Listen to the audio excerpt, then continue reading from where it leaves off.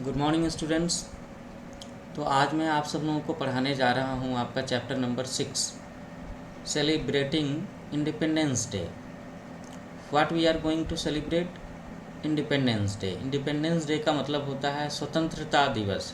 तो इस चैप्टर में ये बताया जा रहा है कि स्कूल के बच्चे या आसपास के लोग या हम भारत के नागरिक इंडिपेंडेंस डे स्वतंत्रता दिवस कैसे सेलिब्रेट करते हैं। अच्छा, तो आप लोगों को तारीख तो याद होगी ना कि हम लोग इंडिपेंडेंस डे सेलिब्रेट कब करते हैं। It is always celebrated on 15 अगस्त, है ना। 15 अगस्त 1947 को हमारा देश भारत अंग्रेज़ों की ग़ुलामी से आज़ाद हुआ था। इसीलिए हम लोग हर साल इंडिपेंडेंस डे सेलिब्रेट करते हैं। बिल्कुल इसे त्यौहार की तरह से मनाते हैं, इतनी खुशी के साथ मनाते हैं। तो ठीक है, चैप्टर स्टार्ट करते हैं हम लोग।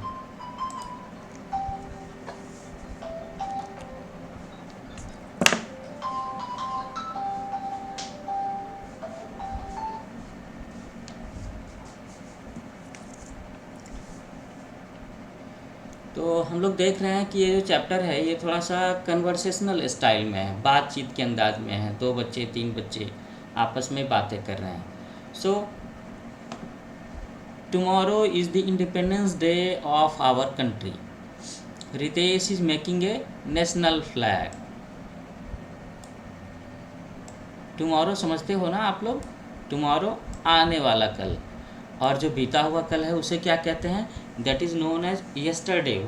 YESTERDAY। यस्टरडे, यस्टरडे बीता हुआ कल, टुमारो आने वाला कल। तो हम लोग देख रहे हैं कि tomorrow it is the independence day of our country, कि कल हमारे देश का स्वतंत्रता दिवस है।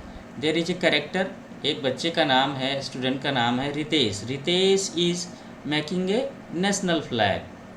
तो आपके लिए ऑब्जेक्टिव क्वेश्चन हो सकता है कि who is making a national flag. In that case you will have to answer Ritesh. उस तरह से जब सवाल आए तो आपको बताना होगा कि Ritesh is making a national flag. Make का मतलब होता है बनाना। तो रितेश क्या कर रहा है? वो राष्ट्रीय झंडा बना रहा है, नेशनल फ्लैग बना रहा है। His younger sister सुभी इंटर्स the room. और जब वो राष्ट्रीय झंडा बना रहा है खुद से, तो उसकी छोटी बहन यंगर सिस्टर है ना, सुभी उसके कमरे में आती है। अगर उसकी बड़ी बहन होती तो आप क्या कहते? His Elder sister, ELDER, Elder sister इंटर्स the room, ऐसा कहते। तो बच्चों अब देखते हैं कि ये दोनों भाई बहन आपस में क्या क्या बातें करने वाले हैं, है ना। क्योंकि अभी तो ये लग रहा है कि ये दोनों अगले दिन जो इंडिपेंडेंस डे का सेलिब्रेशन होने वाला है उस चीज़ को लेकर के थोड़ी सी बातचीत कर रहे हैं, उसमें इन्वॉल्व हैं। Ritesh is making a national flag. Ritesh राष्ट्रीय झंडा बना रहा है। राष्ट्रीय झंडे का नाम क्या है बच्चों? तिरंगा, है ना। आप सब जानते हो ना। अब देखो सुभी क्या बोलती है। सुभी, छोटे बच्चों में क्यूरियोसिटी होती है ना, तो वो बोलती है, brother what are you busy doing. कि भैया तुम क्या बनाने में व्यस्त हो, तुम क्या बना रहे हो जिसमें व्यस्त हो। बिजी, है ना। बिजी रहना, व्यस्त रहना। और अगर कोई खाली रहता है तो उसे क्या बोलते हैं? आइडिल, IDLE, है ना। अब रितेश क्या जवाब देता है अपनी बहन को? रितेश बोलता है, tomorrow it is 15 August our independence day and I am making a national flag. यहाँ पर नेशनल फ्लैग की स्पेलिंग गलत है, इसमें NATIONAL ये होता है। तो रितेश क्या बोलता है? टुमारो, कल, इट इज़ 15 अगस्त, कल 15 अगस्त है, हमारा स्वतंत्रता दिवस, our independence day, and I am making a national flag, और मैं एक राष्ट्रीय झंडा बना रहा हूँ। अब सुभी क्या बोलती है? Subhi, should I help you in making it. कितनी अच्छी बात कही सुभी ने। सुभी ने कहा कि should I help you making it, कि क्या मैं तुम्हारी मदद कर सकती हूँ इसे बनाने में, मुझे तुम्हारी मदद करनी चाहिए इसे बनाने में, ऐसा कहती है। Should I help you in making it, क्या मुझे तुम्हें इसे बनाने में मदद करनी चाहिए। वो अपना हेल्प ऑफर कर रही है रितेश को, वो मदद करने को तैयार है, वो क्यूरियस भी है, जानना भी चाहती है, और साथ ही साथ वो मदद भी करना चाहती है। अब रितेश, उसका जो भाई है, वो क्या कहता है? ओह यस, हाँ ज़रूर, व्हाई नॉट, क्यों नहीं, प्लीज़ कम, कि कृपया मेरे पास में आओ। We will make it together, हम लोग इसे साथ में बनाएंगे। टुगेदर का मतलब क्या होता है बच्चों? टुगेदर का मतलब होता है साथ में। अगर उसे अकेले बनाना होता तो वो क्या कहता? No I will make it alone, ऐसा कहता वो। लेकिन यहाँ पर वो क्या कह रहा है? टुगेदर, मतलब आओ हम लोग इसे साथ में बनाते हैं। डू यू नो सुबी, what do the three colours in the flag stand for? तो वो पूछता है सुबी से कि डू यू नो सुबी, सुबी क्या तुम जानती हो? What do the three colours in the flag stand for, कि हमारे झंडे में जो तीन कलर होते हैं, तीन अलग अलग रंग होते हैं, वो किस चीज़ के लिए स्टैंड करते हैं, उसका मतलब क्या है? तो बच्चों ये सवाल तो मैं आप सबसे भी पूछूंगा, और मैं चाहूँगा कि आप लोगों में से भी जो बच्चा इस सवाल का जवाब जान रहा है वो मेरे लेक्चर के कमेंट सेक्शन में लिखे। You should write it with your name, ठीक है? जो भी बच्चा सही सही लिखेगा मैं अगले लेक्चर में उसका नाम अनाउंस करूँगा। Definitely I will do it. है ना? अगर अगला लेक्चर पहले रिकॉर्ड कर लिया अगला लेक्चर तो कोई बात नहीं, इस चैप्टर के सॉल्यूशन में मैं तुम्हारा नाम अनाउंस करूँगा, है ना? तो एक सिंपल सा सवाल वो पूछता है, आसान सा सवाल, रितेश अपनी बहन सुबी से कि what do the three colours in the flag stand for, हमारे झंडे में जो तीन रंग होते हैं, थ्री कलर्स, उसका क्या मतलब है? तो बच्चों अब मैं बता देता हूँ, बता दूँ? थोड़ा सा होल्ड करता हूँ। आगे सुबी बोलती है कि आई डोंट नो ब्रदर। सुबी क्या बोलती है? कि आई डोंट नो ब्रदर, कि मैं नहीं जानती हूँ भैया। अगर वो जानती होती तो क्या कहती? तो वो कहती आई नो ब्रदर, ऐसा कहती। लेकिन वो कहती है कि नहीं भैया मैं नहीं जानती, आई डोंट नो ब्रदर।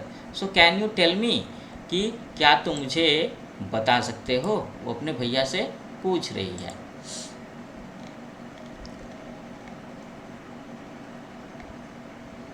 अब उसका भाई रितेश क्या बोलता है?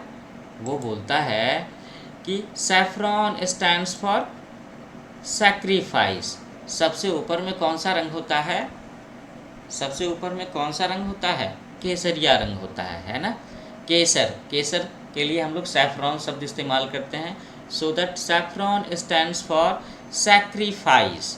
सैफ्रॉन केसरिया रंग त्याग के लिए है। किस चीज़ के लिए है? सैक्रिफाइस के लिए है। त्याग करने का मतलब क्या है? कि हम लोग अपने देश के लिए अपना जान माल, अपना सब कुछ लुटा सकते हैं, सब कुछ हम अपने देश पर न्यौछावर कर सकते हैं।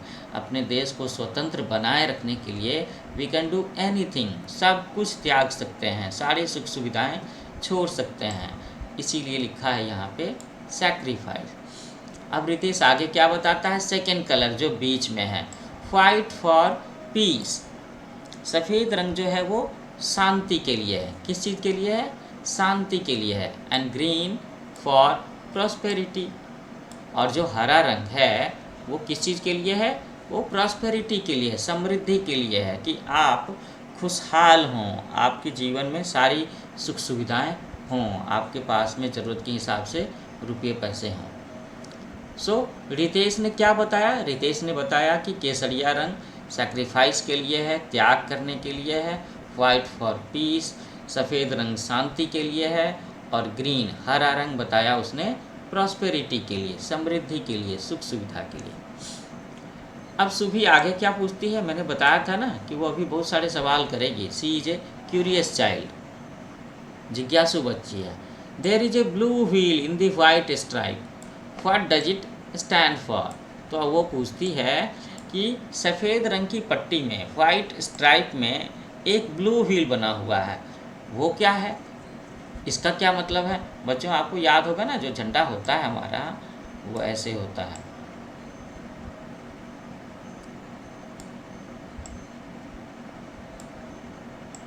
ऐसा होता है ना झंडा।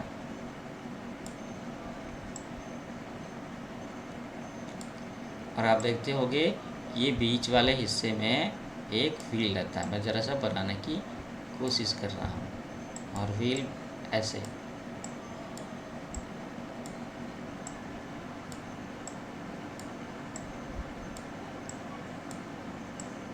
मेरी ड्राइंग ठीक ठाक है, लेकिन अभी माउस पर माउस से ड्राइंग बनाना थोड़ा आसान काम है नहीं है ना। चलो इसमें हम लोग रंग भी भर दें क्या। ये रहा हरा रंग। तो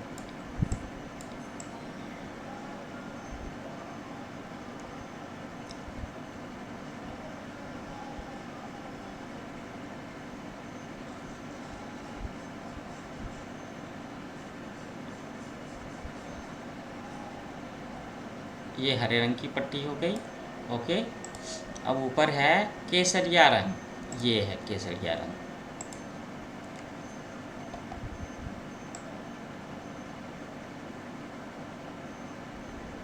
आप सब बच्चों को झंडा बनाना आना चाहिए और इस चीज़ का हमेशा ध्यान भी रहना चाहिए। झंडा जो है हमारा, उसका नाम क्या है? उसका नाम है तिरंगा। ये 3 रंगों का झंडा है। ऊपर का हिस्सा आप देख रहे हो, ये है ना केसरिया रंग हो गया।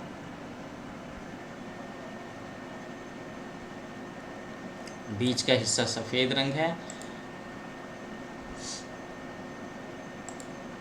और सबसे नीचे का हिस्सा जो है वो हरा रंग है। चलो बच्चों, तो मैंने आप सब लोगों को खुश करने के लिए, आपको इंस्पायर करने के लिए, देशभक्ति के बारे में बताने के लिए मैंने ये झंडा भी बना दिया। अच्छा, ये जो बीच में है वो तो ब्लू व्हील है, उसे हमें ब्लू व्हील करना होगा। ओहो,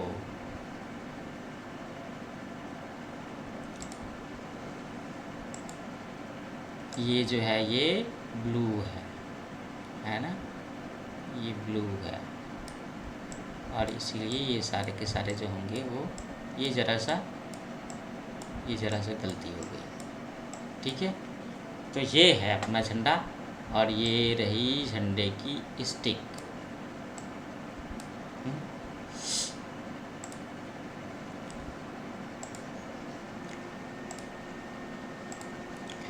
तो यहाँ पर बातें हो रही थी झंडे के तीनों रंग के बारे में। तो आप देख रहे हो कि सबसे ऊपर में टॉप में क्या है, वो सैफ्रॉन है, बीच में सफ़ेद है और आखिर में क्या है, ये यहाँ पे हरा रंग है। केसरिया रंग सैफ्रॉन हो गया त्याग करने के लिए, सफ़ेद रंग हो गया शांति के लिए और हरा रंग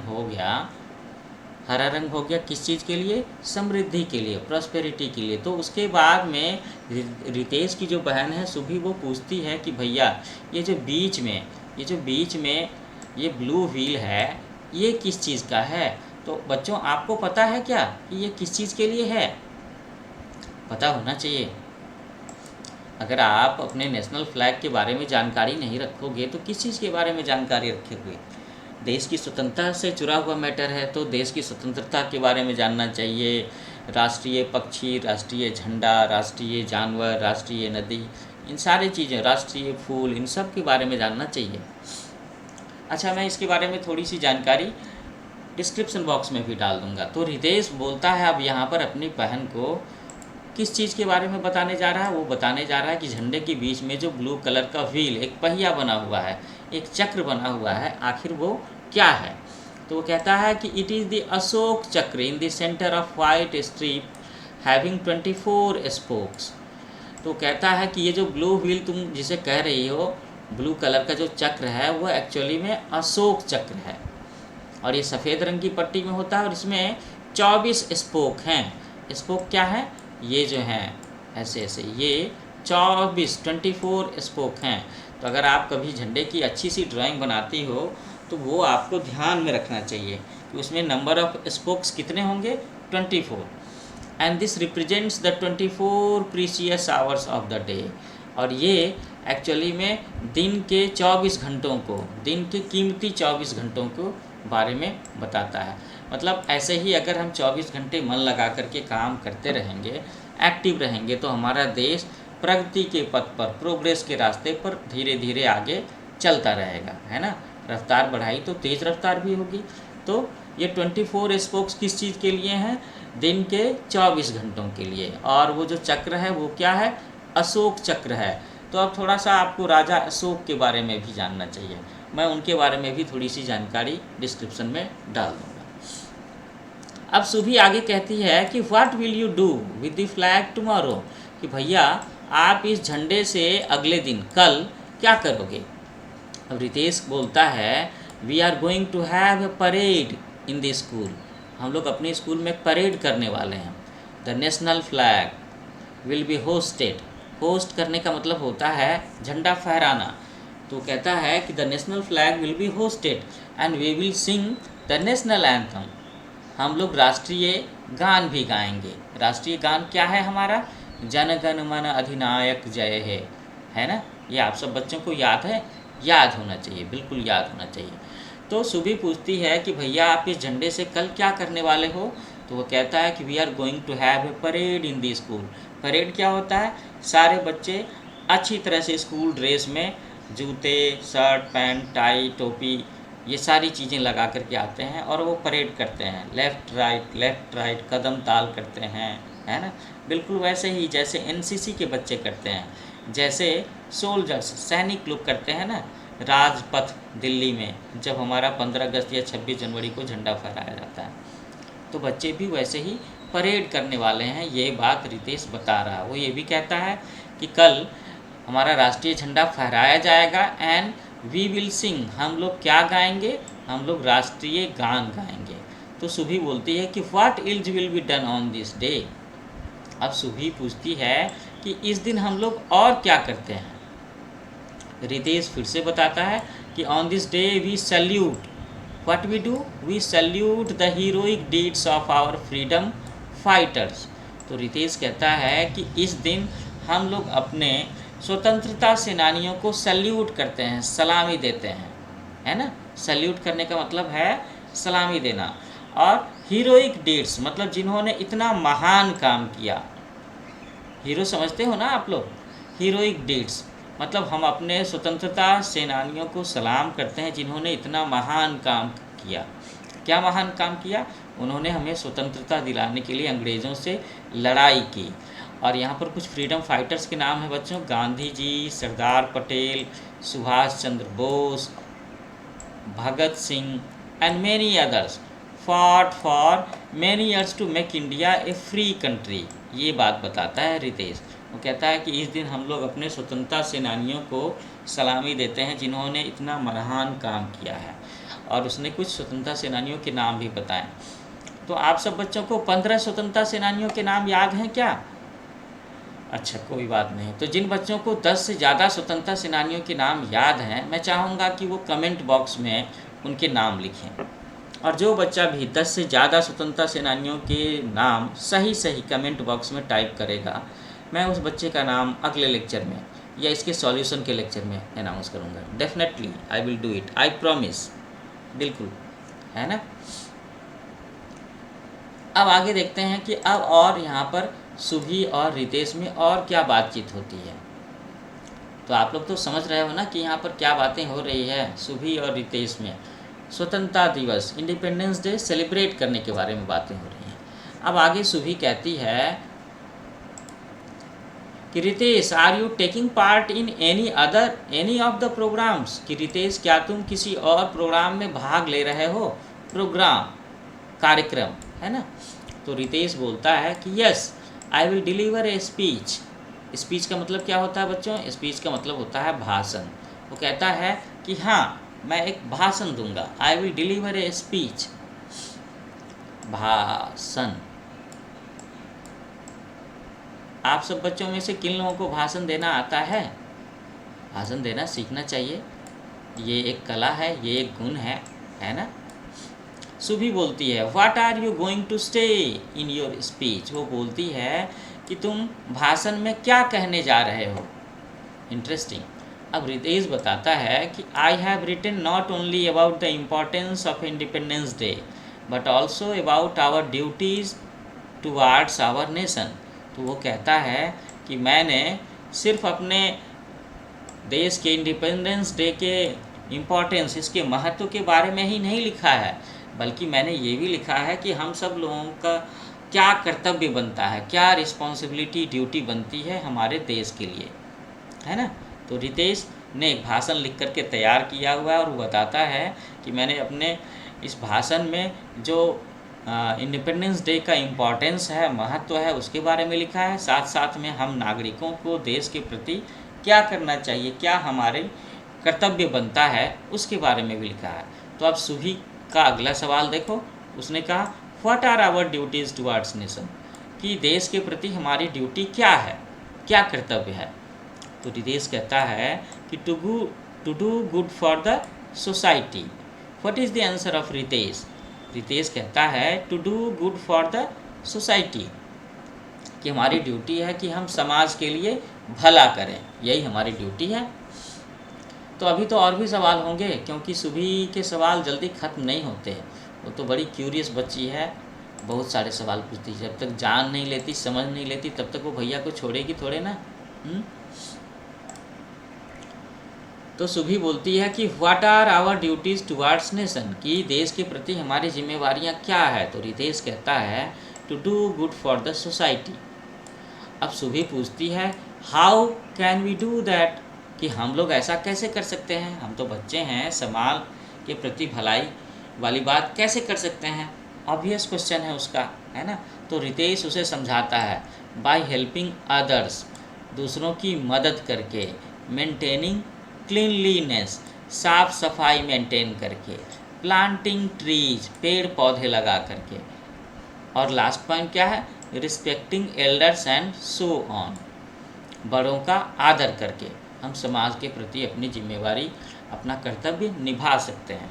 क्या क्या बताया उसने, हेल्पिंग अदर्स, दूसरों की मदद करना, मेंटेनिंग क्लीनलीनेस, सफाई मेंटेन करना, पेड़ पौधे लगाना, और आखिरी बात कहा उसने कि रिस्पेक्टिंग एल्डर्स, कि हमें बड़ों का आदर भी करना चाहिए। ये बच्चों की रिस्पॉन्सिबिलिटी है ना, बच्चों की ड्यूटी तो है ही। तो सुभी बोलती है it means everyone must do one's bit to improve one's surrounding.